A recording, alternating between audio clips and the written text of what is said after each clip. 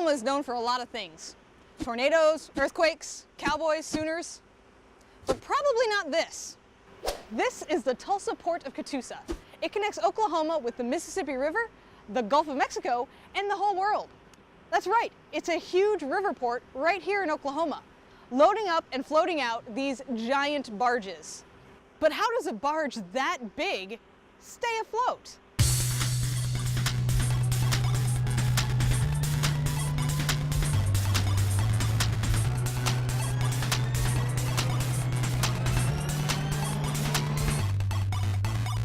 River barges like these carry everything from fertilizer to oil to grain to molasses.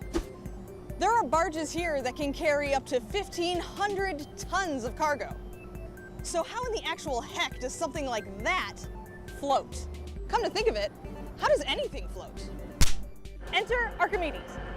Long ago, he was trying to find out the same thing. Smarty Pants Archimedes discovered a very important relationship. It's called the Archimedes principle. Go figure.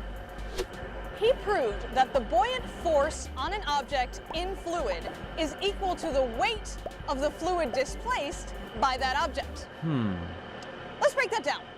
First, what is buoyant force? Well, we know that when an object is underwater, the water exerts force or pressure on all sides of the object. The amount of that pressure increases the deeper you go. That's why deep sea divers need extra protection, and that's why we need submarines if we need to go really deep underwater.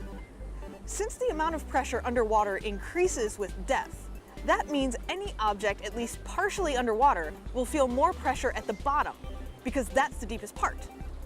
Because there's more pressure pushing against the deepest part of the object, that means the water will always be trying to push the object up. That force is called buoyant force. But what about that other part? Archimedes' principle says that the buoyant force is equal to the weight of the water displaced. So what is displacement? Well, take a look at this. If I take our little wonder lady here and put her in some water, she's going to have to push a certain amount of water out of the way to make room for herself.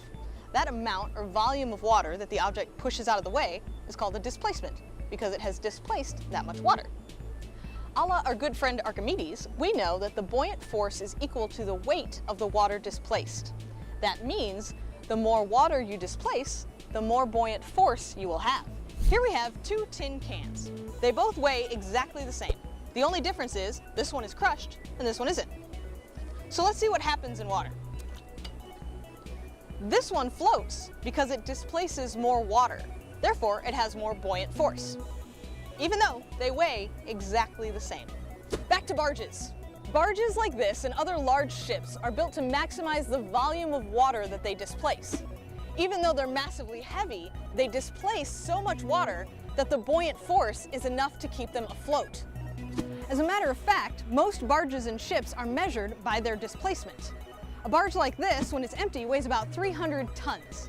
It floats because it has displaced 300 tons of water. At that point, the gravity pulling the boat down and the buoyant force pushing it back up are the same. When you load this sucker up, it drops down into the water more and more until it displaces enough water to balance the added weight. And that is what floats this boat.